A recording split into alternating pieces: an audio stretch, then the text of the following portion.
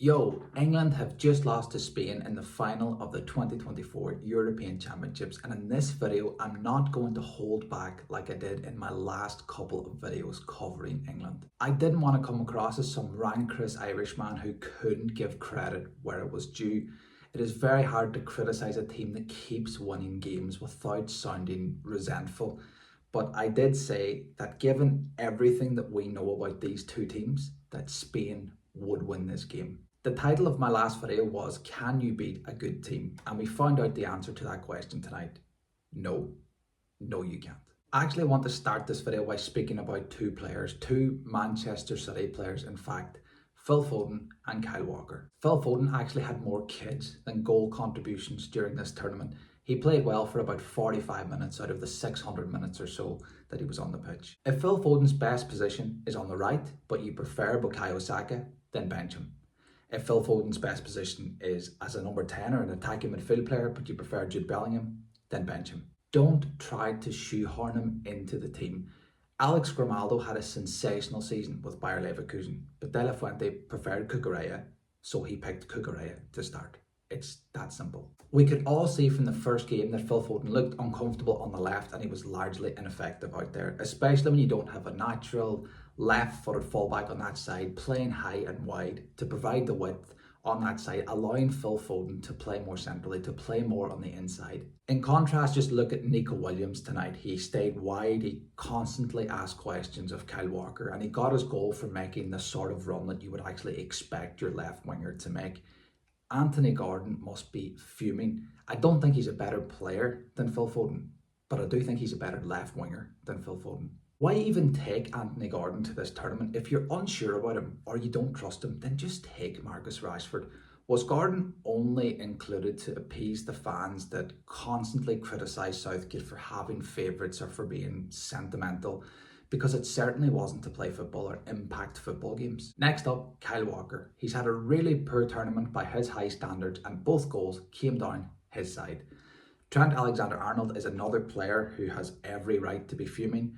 It's complete gobbledygook that he can't defend. I mean, granted, he's not a great defender, but he has won every possible trophy at club level with Liverpool playing as a right back. Kyle Walker was chosen to play as a right back ahead of Trent because he's a better defender, but when he's as defensively poor as he was in this tournament, he's not given the team all that much. He's not a great passer of the ball and he offers absolutely nothing going forward like we saw with some of his crossing.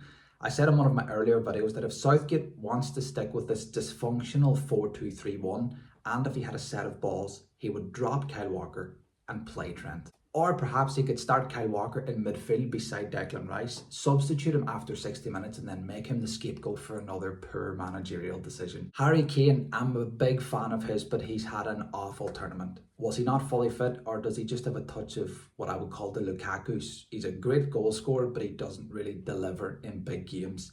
His goal scoring record in semi-finals and finals would certainly suggest that. I'm not saying that he's a flat track bully, he's obviously a phenomenal striker, his goal record obviously suggests that, but he hasn't many truly important goals in his locker for England's greatest ever player according to Gary Neville, but I don't think that's Gary Neville's worst call recently.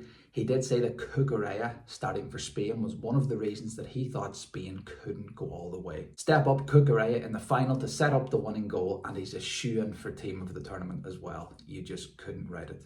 But the beauty of being a manager is that you can choose whether or not to play these players. And if you do start them and they don't perform or they don't deliver, then you can just bring them off. That's the decision that you can make as the coach, as the manager. I didn't really mind Southgate's substitutions in this game, but after one of those changes, Cole Palmer got them back into the game against a Rodri-less Spain who started to look a little bit shaky after the goal.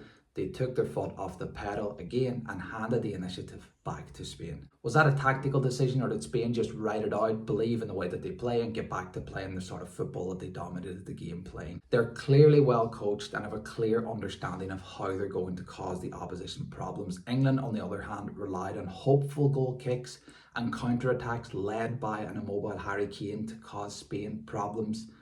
Lions led by sheep can never defeat sheep led by a lion.